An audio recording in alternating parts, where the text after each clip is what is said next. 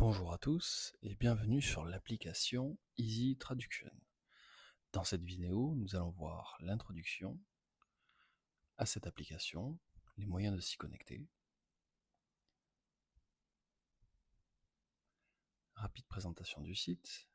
Dans le tutoriel, vous avez toutes les étapes de connexion, une par une, vous indiquant chaque étape pour comprendre le fonctionnement de cette application.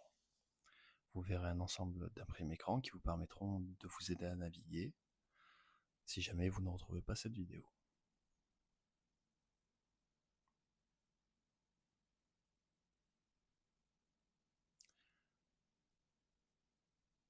Nous allons donc nous connecter désormais.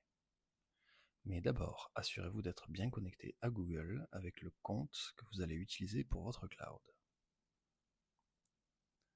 Il s'agit du Drive dans lequel vous allez mettre vos images et dans lequel l'application va implémenter les nouveaux dossiers pour les traductions.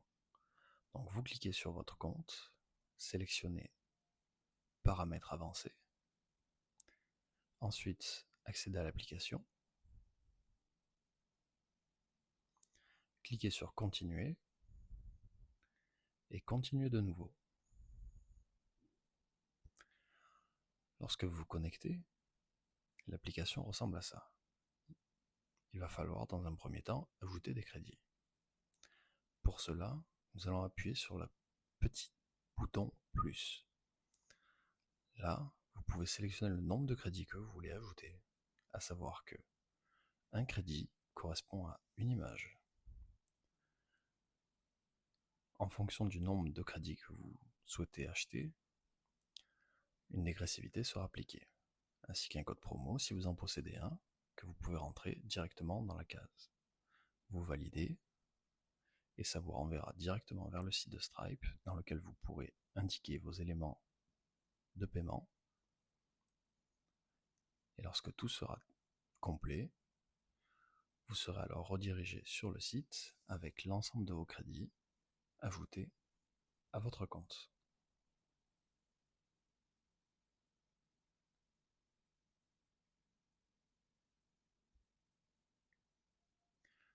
Donc, pour commencer, vous avez plusieurs modes de téléchargement d'images.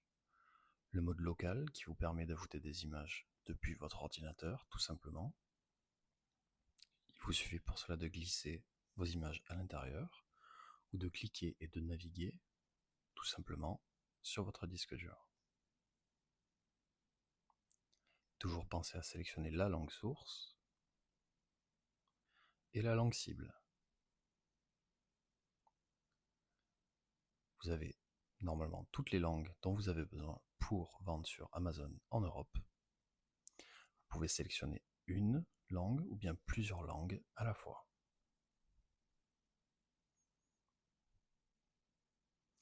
Lorsque vous lancez un téléchargement en local et que la traduction est terminée, les fichiers traduits iront directement en téléchargement automatique, bien souvent dans le fichier download de votre ordinateur. Passons maintenant à Google.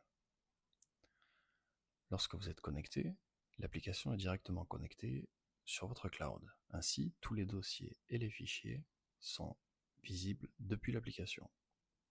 Vous pouvez sélectionner une image simplement en naviguant. Celle-ci s'inscrira alors à droite dans l'onglet Sélection.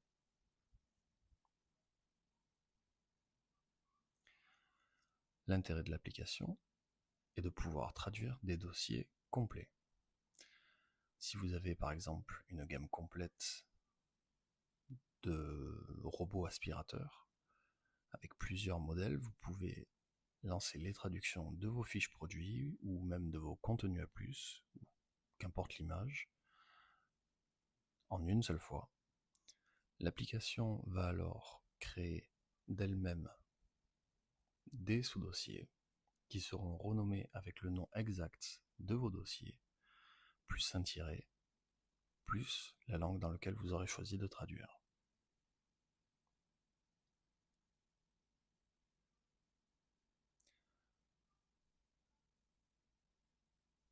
Nous lançons un test ici, c'est simple, vous cliquez c'est lancé.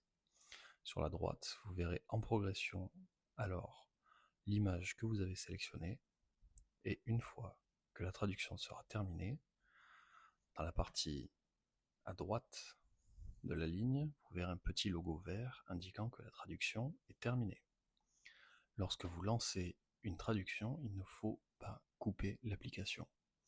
Il est d'ailleurs conseillé, si vous voulez traduire plusieurs dizaines, centaines ou milliers d'images en une seule fois, de désactiver la mise en veille de votre ordinateur, et il est important de ne pas l'éteindre. Si vous coupez l'application, la traduction sera interrompue.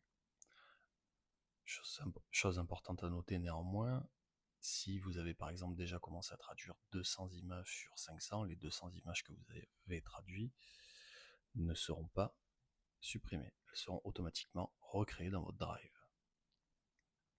C'est très important, on vous conseille de bien laisser votre ordinateur tourner lorsque vous lancez une traduction de plusieurs dizaines, centaines ou milliers d'images à la fois.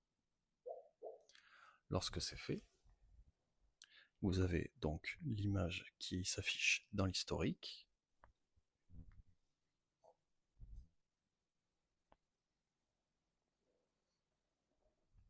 Et vous pouvez alors consulter dans Google Drive le nom de votre fichier aura exactement le même détail avec un tiret et la langue que vous avez sélectionnée, en l'occurrence -DE pour ici.